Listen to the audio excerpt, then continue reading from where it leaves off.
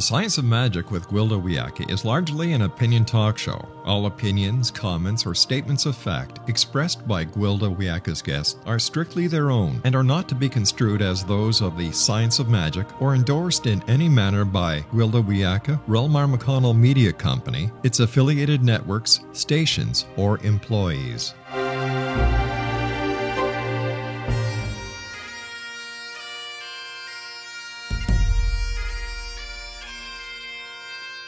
Welcome to the Science of Magic with Gwilda Wiyaka, a program dedicated to uncovering the unified nature of reality and humanity's ever-evolving place as truly galactic beings. For more information on the Science of Magic with Gwilda Wiyaka, visit us online at www.thescienceofmagic.net.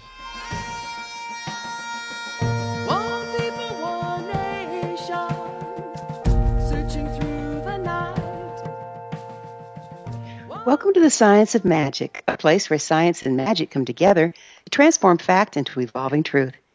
We're proudly coming to you through the ever-expanding X-Zone Broadcast Network, xzbn.net, and can also be found on our website, thescienceofmagic.net. I'm your host, Gwilda Wiyaka. This hour we'll be exploring Out of the Rut. Nothing's broken. You'll be fine, the emergency room physician assured me after looking at the x-rays. I didn't feel fine. Yes, I was in pain, but something else was very wrong. The nurse asked me who to call. I had no idea. She asked me my address. I didn't know that either. But the doctor said I was fine. What was I doing here anyway? For that matter, where was here? I'd been on my way to work. I was just entering a bridge with a narrow road when a pickup truck going the other direction swerved into my lane and drove me into a concrete pylon. Though I was wearing a seatbelt, the steering wheel hit me in the chest, and my brain sloshed around in my skull like Jell-O in a jar. That was effectively the end of my life as I knew it. At first, I seemed okay, if a bit banged up, but after being discharged from the hospital and in the days to come, it became clear I had no short-term memory. I knew my husband and children, but not that I'd put something on the stove to cook 10 minutes before. When smoke filled the kitchen, I wondered who the idiot was that left the pan on to burn. It took 2 years before I was functional, but I was not the same. I was better. Unencumbered by any memory of the day before, every day was a new adventure. I didn't hold a grudge as I couldn't remember being insulted. Where before I had set ways of thinking, the well-worn neurological pathways were no longer available. I'd effectively been knocked out of the rut. I started creating things, making jewelry. I wrote books, created musical albums, and founded a Colorado State Certified Occupational School of the Shamanic Arts. Inspiration came easily. Before the accident, I'd been a fairly skilled shamanic practitioner and teacher, but after, I had access to esoteric information all the time, rather than just when I entered the shamanic trance. I learned to rely on that skill to replace the short-term memory I no longer had. I became precognizant and more instinctual. Simply following my promptings, I found myself in the right place, at the right time, doing the right thing. I used the environment as a memory, leaving things out in plain sight that needed to be done. Out of sight, out of mind definitely applied to me. I ran my life from a daytimer. The unexpected benefit? An uncluttered mind with no restrictions. I was always in the present moment, totally available for what was happening, rather than dwelling on past or down the road into the future. I'd been in a very codependent relationship with my husband. With no short-term memory, I could no longer enable him, and our marriage fell apart. I wasn't the woman he'd married. More's the blessing. Years later, some of the short-term memory has returned, but my brain is still not as it was. I've developed subroutines to keep track of what I'm doing. These routines have the added benefit of leaving my mind free to continue creating in unorthodox ways. As a result of this impairment, I've lived a very passionate, creative, and productive life I wouldn't have had otherwise. Hopefully, our next guest can offer more palatable methods of getting out of the mental rut than running into a bridge. Our guest this hour, Neil Slade, is an author of 10 books on brain and behavior, including Tickle Your Amygdala, The Frontal Lobe Supercharge, Brain Tuning, Secrets of the Dormant Brain Lab, The Book of Wands, and Brain Magic to Creativity from Another Dimension.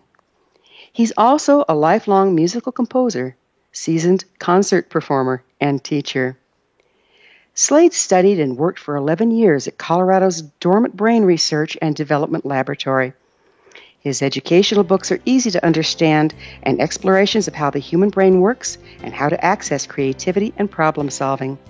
Slade has 10 original music albums to his credit. After this commercial break, I'll introduce Neil, and together we'll explore the mysteries of the human brain. Should be enlightening, so don't go away. You're listening to The Science of Magic. Prior innovative episodes can be found on our website, thescienceofmagic.net.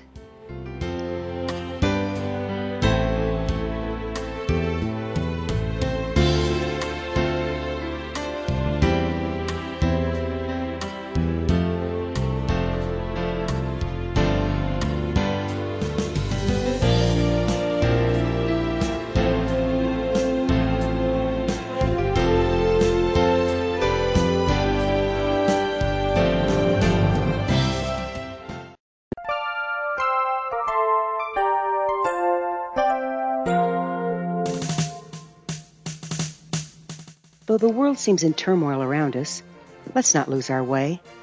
The stars still shine down, blessing us with their light. The sun rises every morning, chasing away the cold and darkness. There are good people of service in this world. We have much to be grateful for as we're wrapped in the arms of all of God's creation. This is Gwilda Wiyaka, host of the Science of Magic Radio, wishing you and yours a very Merry Christmas. I hope your holiday is filled with comfort and joy as you're surrounded by those you love. I'd like to thank all of you for being our loyal listeners on the X-Zone Broadcast Network and for joining us on this grand adventure called life. As the New Year's dawns, let us all stand in truth as we embrace peace.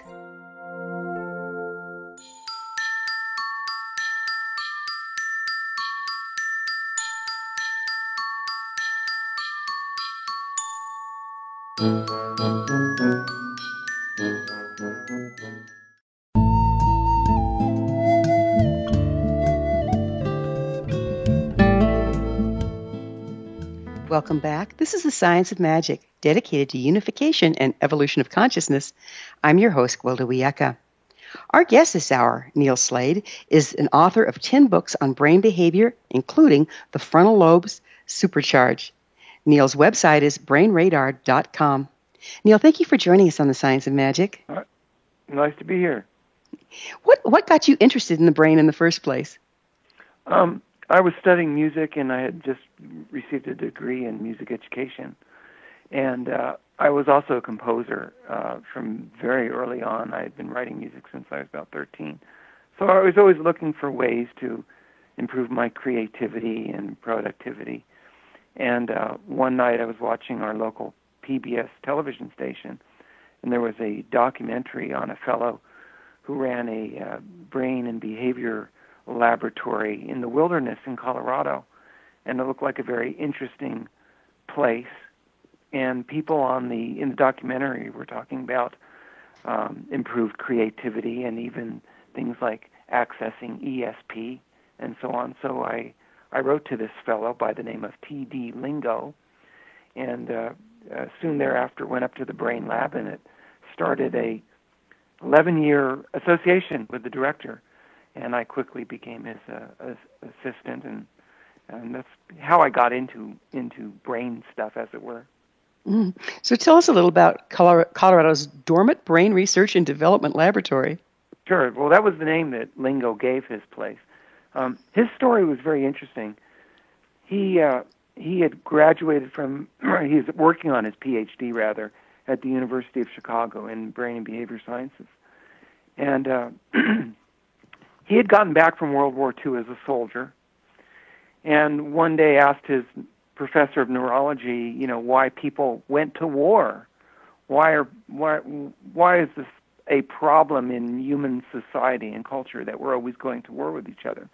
And he asked his professor, and his professor said, well, if there's an answer to that question, it's up here, and he pointed to his own head. He says, if you want to find the answer to that, you can go slow at the university here, or you can go fast and start your own research center. So Lingo dropped out of his PhD program and tried to think of a way that he could begin his own brain research laboratory. And his problem was he didn't have any money. So he thought, well, how can I make some money quick? And he thought, well, I know I can play a few chords on the guitar. Maybe if I go into show business, I can make some quick bucks and then start my place. And that's exactly what he did. And he began singing.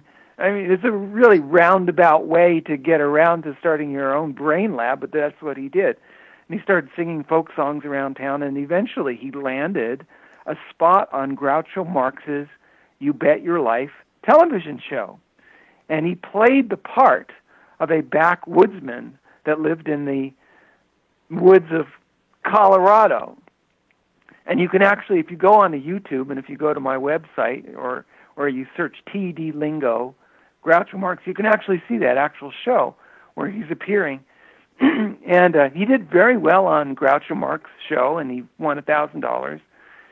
And an executive at NBC thought, oh, this guy's a great phony. And he was a phony. He was not really a backwoodsman. He was very well educated. And they gave him his own NBC summer replacement show. And he had people like Burl Ives and Woody Guthrie and Pete Seeger on the show. And at the end of the summer, he looked into the camera and he says, if anybody's got a mountain to sell, call me up. I want to buy it. And somebody did. Somebody from Colorado did. And thereafter, he left New York. He quit show business. He left with 2 grocery sacks full of money. One he gave to the IRS, and the other one he bought 300 acres of mountain wilderness, 40 miles west of Denver. And that's where he set up his brain lab. Amazing. And so for the next 35 years, he conducted, people from all over the world, mostly from the United States, however, came and they studied neurology and brain and behavior science. It kind of like Thoreau. Thoreau lived in the woods, I think in Massachusetts, away from urban society. And that's what Lingo did in the wilderness in Colorado. And the lab was located about 9,500 feet in elevation. There was no running water. There was no electricity. But it provided sufficient isolation so people could really concentrate on what was going on inside their own craniums.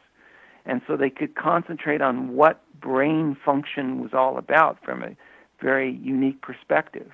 How much do you think this isolation also helps get us out of the common denominator belief system so that we can explore other options? Oh, it was absolutely crucial at the Brain Lab, because in the city there are all of these distractions. There's cultural conformity. There is competition. And so if you have this silence, this natural environment to where all of these defenses are shut off, you can really get in touch with the natural brain and how it really functions. And so this was really crucial to the work at the Brain Lab. I've heard all sorts of figures as to what percentages of our brain we really use. What can you tell us about this? Well, there's myths, and not only myths are perpetuated by common people, but the myths are also perpetuated by so-called experts in science and the medical field. Now, there's 2 things that you hear. One is that we only use 10% of our brain. Well, that's not literally true. And scientists and medical people will come back and say, well, no, you use that's just a myth that you use only 10% of your brain. You actually use all of your brain all of the time. Well, that's also a myth. So the problem is there's no real way to gauge how much of our brain that we're using. Scientists, these days we have very sophisticated tools such as functional MRI brain scanners and positive emission tomography brain scanners. And what they show is that the human brain is active throughout, but the brain scans also show that the amount of activity in the brain varies from one moment to the next. If you used all of your brain all of the time, which is one of the scientific myths, well, these brain scan machines wouldn't work because you just have a steady, full-on signal. What is actually happening is you have areas of the brain that are more active than other areas, some that are relatively inactive, and beyond that, all you have is a relative scale. You can say this part of the brain is more active than another brain. There's no way to really measure what the potential of the human brain is. And in fact, a Nobel laureate, Sir John Eccles, stated, the potential of the human brain is infinite. He says, we don't know how much the human brain is capable of. And any percentage of infinity is an infinitely small percentage.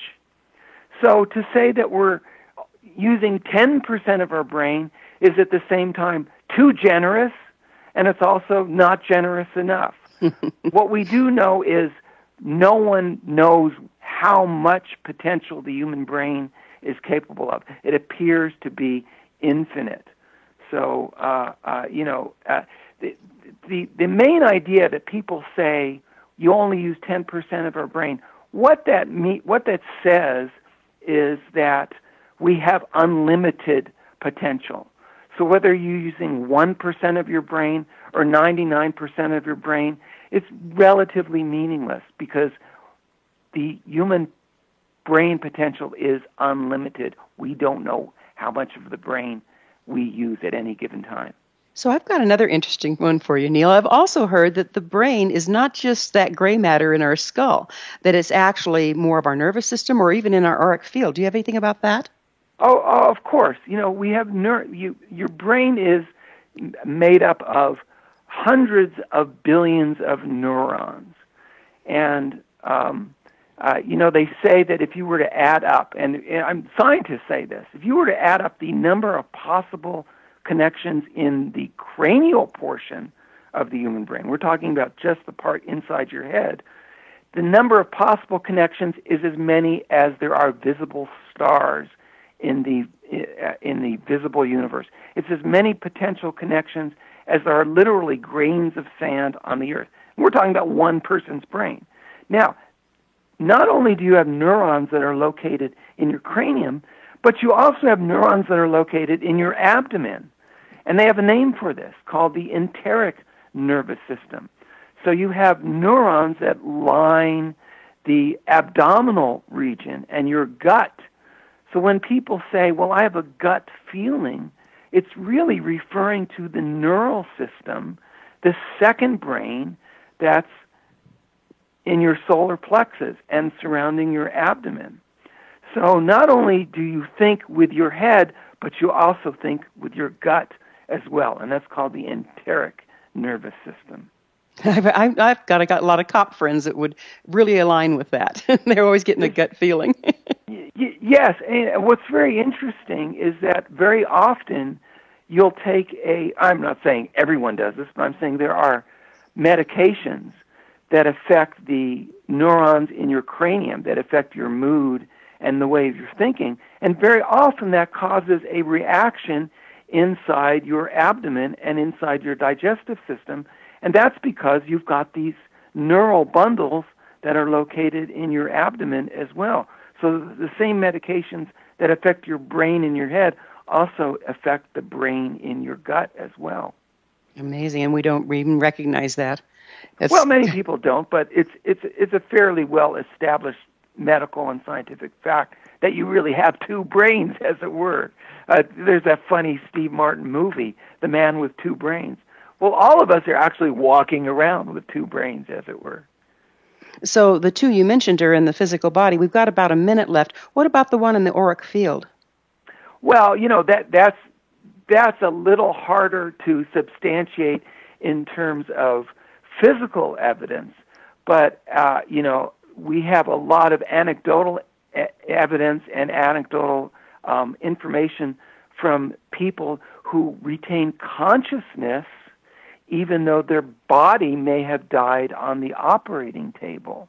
So consciousness appears to extend beyond the physical body, and we know this from stories from people who have died on the operating table, who have physically died momentarily or for a short period of time, and then come back and describe reality as seen from this other location of their consciousness that resided outside of their body.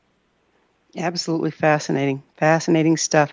We're going to have to take a commercial break, but Neil and I will return to our discussion on the flip side. We're coming to you through the X-Zone Broadcast Network. Don't miss the other fine shows and hosts on xzbn.net, and there's a lot of them. You're listening to The Science of Magic, thescienceofmagic.net. I'm Gwilda Wiyaka. There's more brainstorming to come, so don't you dare go away.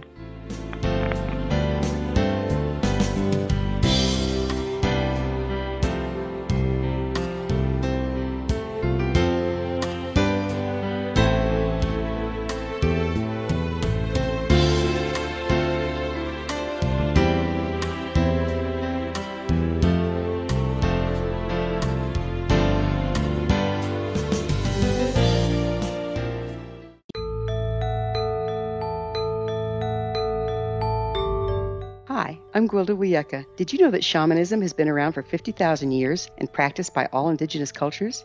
These ancients understood there's more to healing and health than just the physical. All four levels, physical, emotional, mental, and spiritual, must be addressed in order for us to enjoy healthy, abundant lives. To find quality shamanic healing you can trust, you need look no further than Path Home Long-Distance Shamanic Healing Program.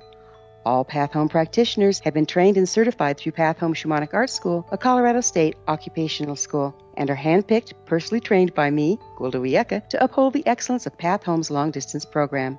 Live abundantly. Schedule a shamanic session with me or one of my quality practitioners today. Call 303-775-3431 or visit findyourpathhome.com.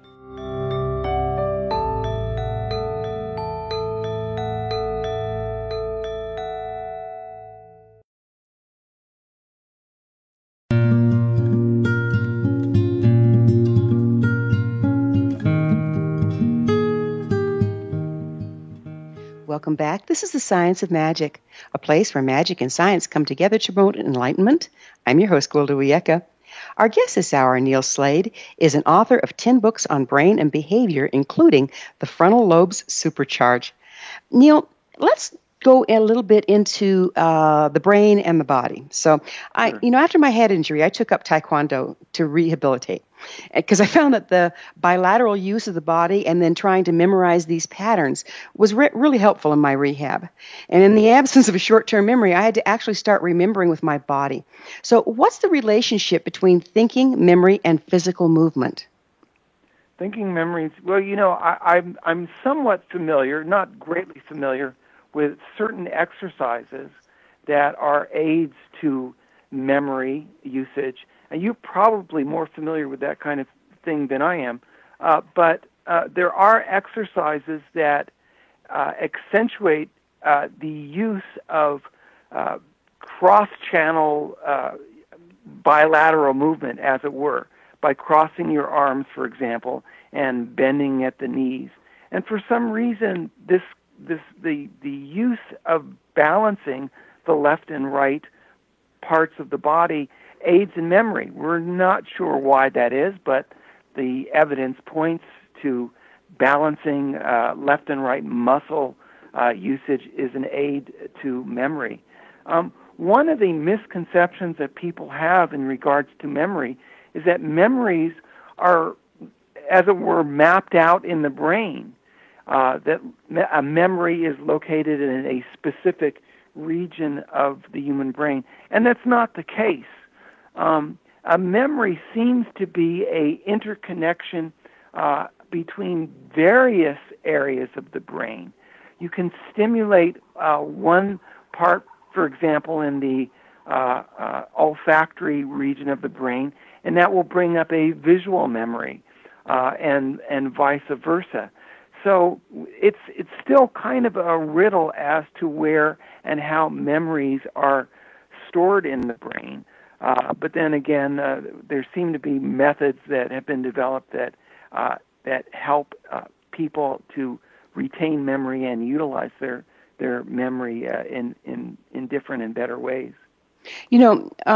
As a body worker, I graduated from the Boulder College of Massage. You're probably familiar with it. Oh, from Boulder. So that's about 30 minutes from where I'm located. Exactly. Here in Yeah. Denver. So there was modalities that we'd use where we could actually access emotions and memories in the physical body. Are you aware of this, and how does that fit in here? Oh, yes. Well, you know what that reminds me of is many incidences have been reported of people who have had organ transplants. And one, I'll give you kind of a hypothetical example, although there are real examples of this. A person receiving a heart transplant from another person will suddenly find himself having a craving for a certain type of food, for example, that he had absolutely no desire for before the surgery. And investigation would show that the donor of the organ or the heart or whatever it would had the same craving. So memories there's very strong evidence that memories are stored throughout the body and not necessarily located solely within cranial brain tissue. So that leaves us open to, oh my goodness, what if we start being able to consciously use that capacity? Yeah, I've never really thought about that, but I think you're probably right. In what kind of manner are you suggesting? Well, again, somebody like myself with a head injury, if I can store memory in the physical body versus places I can't get to in my actual brain, I see what you're saying, and then access them at will, that would really help people rehab, I would think. Yeah, well, in the brain, you have an organ called the hippocampus, and that comes from it's a little. I believe the name came from the resemblance of a horse's head. And this is a key area dealing with short-term memory. Now, if there's damage to that area, and that may have been the case, you hear my dog squeaking on his toy, by the way, in the background there. That's Chloe there. But anyway, if you have damage to that area of the brain, then there will be an issue with short-term memory storage. And what you're suggesting is that one could consciously guide thoughts and memory by utilizing a different area of the brain and targeting another kind of end run or detour in the neural system to make better use of that short-term memory and ultimately long-term memory. And it sounds like that's exactly what you did. Unwittingly, unencumbered by any knowledge of what I was doing, right? Yeah, sure. Well, again, and we talked about that in the previous segment, that we have neurons that are situated not only in the cranium but in the abdomen, and for all we know, in other parts of the body as well. You have neural tissue or neurons that extend through the spinal cord. So it would seem very reasonable to suggest that we do, in fact, store memories throughout the body. But also it seems reasonable to conclude that you could consciously guide, a storage of memories consciously in selected other parts of the body. Perhaps, in like a battery.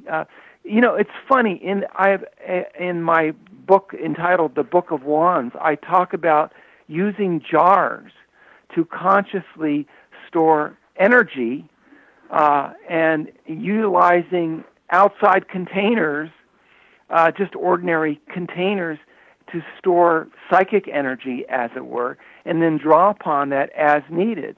So, I think that could very well hold true for storing memories and perhaps even other kinds of neurological and consciousness processes within the body and within the brain. Amazing. On a little different subject, what effect do you think our current educational system has on brain function? The current well, I think that would be hard to generalize because there are so many different kinds of teachers and so many different kinds of educational systems. But the one thing I would say, which is a universal truth in education, has to deal with the manner in which children and even adults are taught information and taught creativity and taught learning and taught skills. Now, in education, and I am an educator and do have a degree in education, there is a term called downshifting, as if you're shifting a gear in an automobile. You can be in a high gear, which allows you to travel fast, but then when you downshift and go into second gear, first gear, your vehicle moves much slower. Well, educators call this thing downshifting, and it occurs when a student is forced into a defensive mindset. When a student or whoever is trying to learn something feels threatened, when they become defensive, what that does is that reduces their ability to learn new skills and information, and it also impacts their ability to retain information. It makes learning much more inefficient. So there is this connection between feeling threatened and going into defensive posturing that inhibits learning. That's called downshifting. And it's very important because teachers and instructors have this capacity and ability to allow their students to feel comfortable and relaxed and open, or they can cause their students to feel threatened and defensive. And that's connected with these two brain states that Dr. Paul MacLean outlined in his model of the brain. If you click into your reptile brain, a more primitive brain functions, this inhibits your ability to learn through downshifting.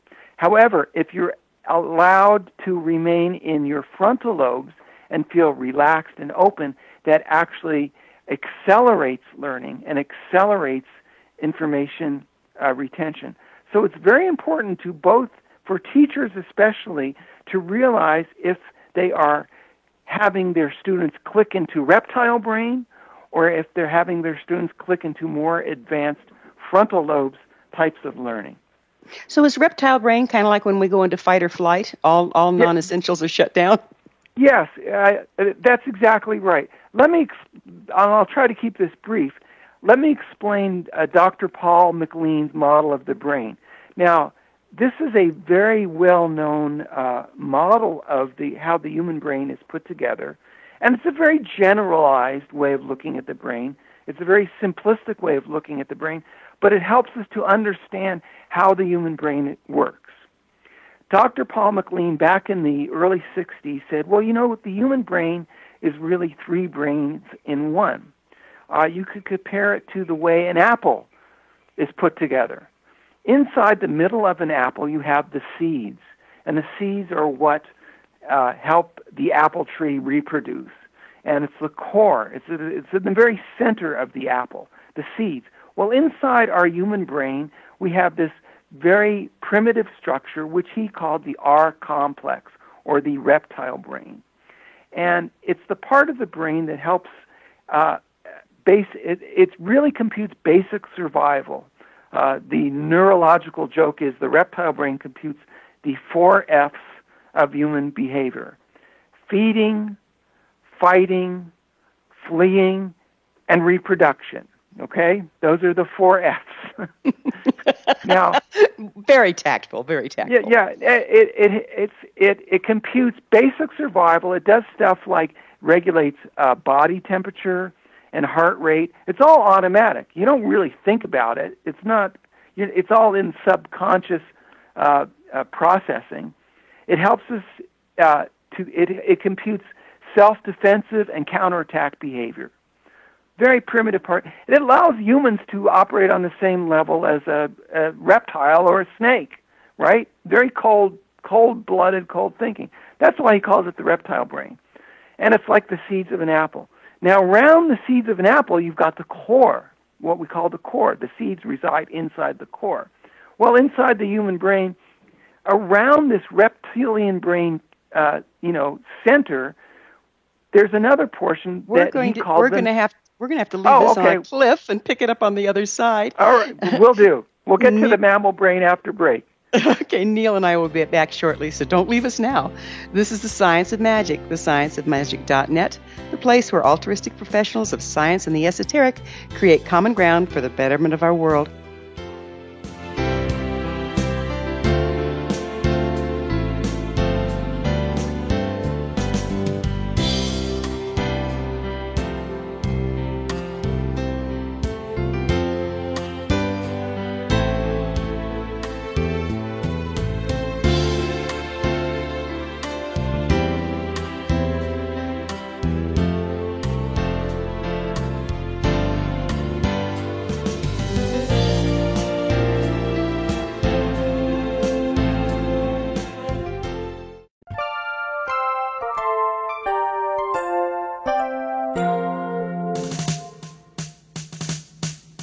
Though the world seems in turmoil around us, let's not lose our way. The stars still shine down, blessing us with their light. The sun rises every morning, chasing away the cold and darkness. There are good people of service in this world. We have much to be grateful for as we're wrapped in the arms of all of God's creation. This is Gwilda Wiyaka, host of the Science of Magic Radio, wishing you and yours a very Merry Christmas. I hope your holiday is filled with comfort and joy as you're surrounded by those you love. I'd like to thank all of you for being our loyal listeners on the X-Zone Broadcast Network and for joining us on this grand adventure called life. As the New Year's dawns, let us all stand in truth as we embrace peace.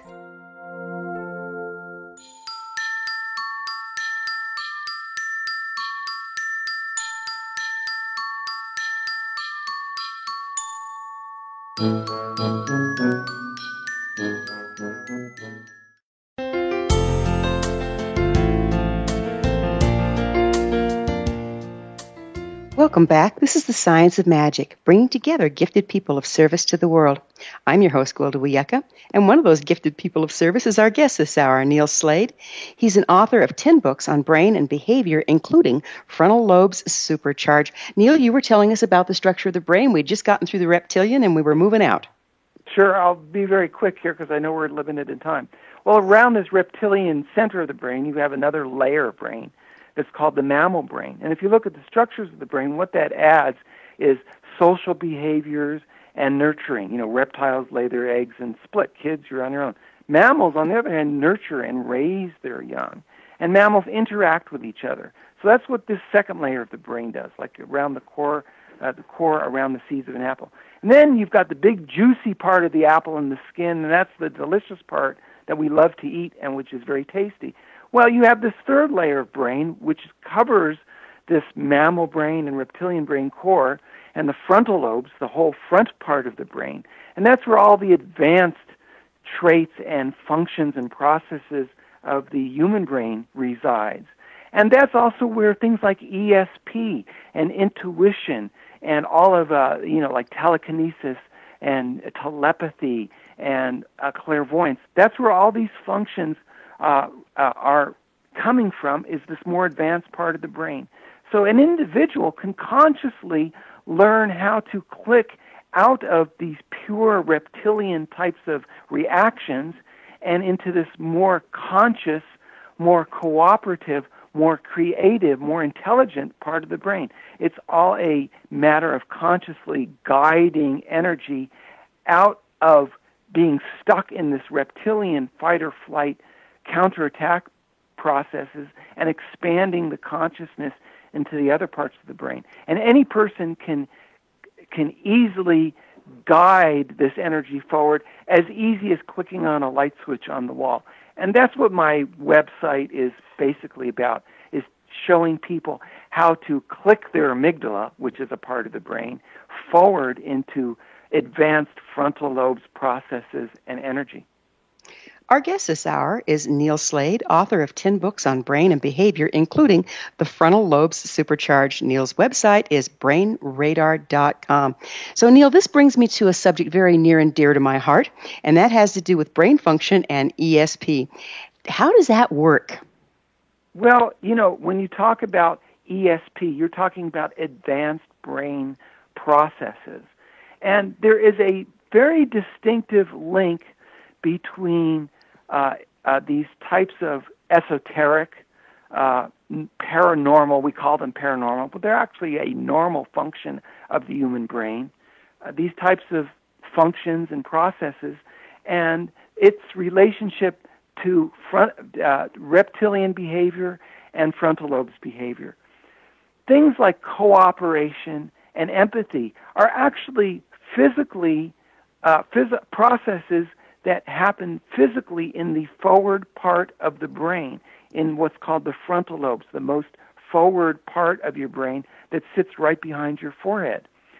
And there is a relationship when people are clicked into this reptilian type of processes, such as self-defense, counterattack, me types of consciousness.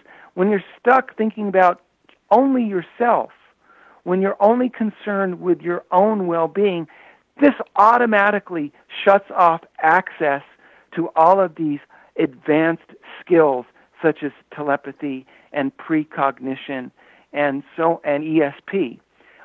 These types of processes only happen when you open yourself up and think in a cooperative, empathetic type of thinking process. So if you're stuck battling with someone, fighting with someone, all of these advanced functions shut down.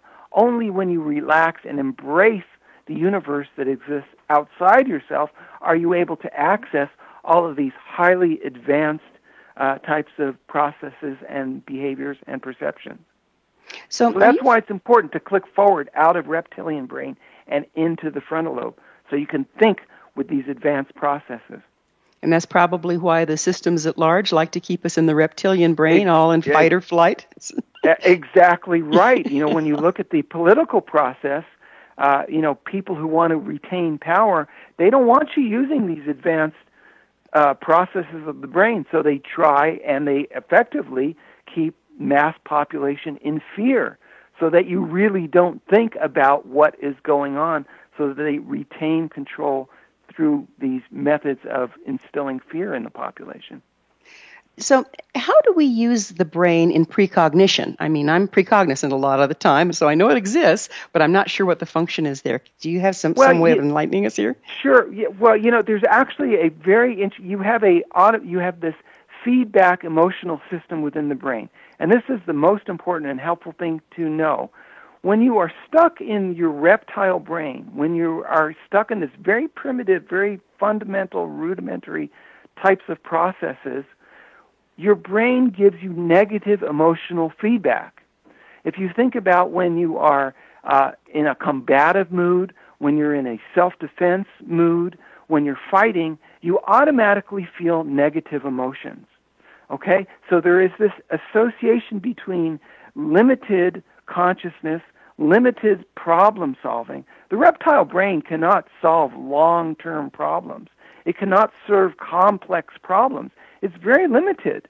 Snakes and turtles are not particularly good at solving anything but short-term problems. Well, when you feel negative emotions, that is your brain telling you that you are stuck in reptile brain.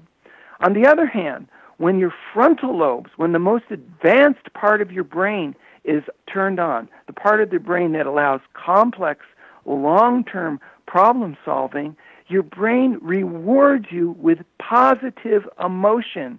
And the reason it does this is because your nature wants you to survive. So what it tells you is, listen, when you use more of your brain, when you use more of your potential, when you are able to solve complex problems in long term, I'm going to reward you because I want you to survive, so I'm going to make you feel good. Okay? So simply by monitoring your emotional state, that will tell you whether you're using only a little bit of your potential, whether you're stuck in this primitive part of your brain, or if you're using much more of your potential, and if you're using more advanced part of your brain, because you will be given positive emotional feedback.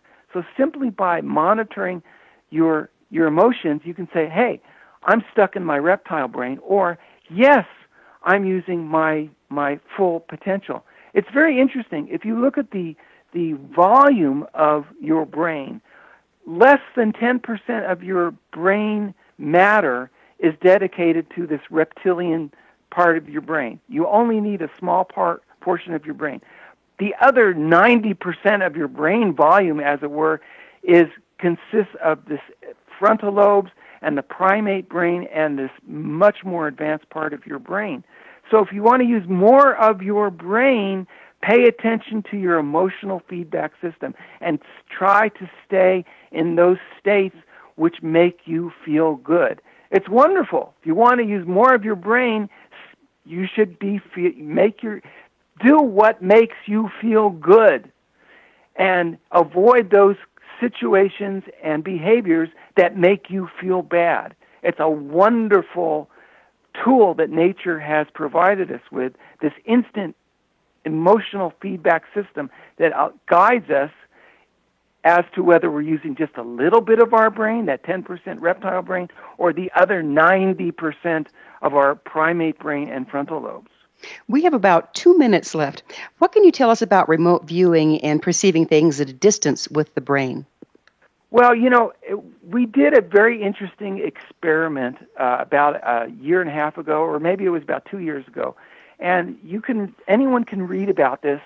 The website is called Music for ESP, and you can use the number 4, Music numeral 4 ESP. And we had people that were consciously clicking their amygdala forward and turning on the more advanced part of their brain. And what would happen is people would spontaneously experience these kinds of remote viewing processes. They would find themselves out of their body and not only experience remote types of viewing, but have precognitive experiences, have telepathic experiences, the whole gamut of paranormal experiences effortlessly, spontaneously, just by clicking out of the reptile brain and tickling forward into this more advanced part of their brain. Remote viewing and all of these so-called paranormal processes are actually normal processes of the human brain as long as we can actually access them. And it's easy for any person to do. And as I said before, it's as easy as clicking on a light switch as long as you learn a few basics about how the human brain is put together and learn a few basics about how to tickle your brain out of reptile brain and into your frontal lobes. It's all natural and part of how your human brain works. You were born with these abilities, and every person has them, and they're very easy to access. This has been absolutely wonderful. I'm so sorry that we're running out of time. Neil, thank you so much for being on The Science of Magic with us. It's been fascinating. Well, you're very welcome, and perhaps we can talk another time. I would love that. Our guest this hour has been Neil Slade, author of 10 books on brain and behavior, including The Frontal Lobes Supercharge. Neil's website is brainradar.com. This has been The Science of Magic. Don't forget to join us on the next episode of Science of Magic. Until next time, dear ones, may you be blessed with knowledge and comforted with love as you engage your brain.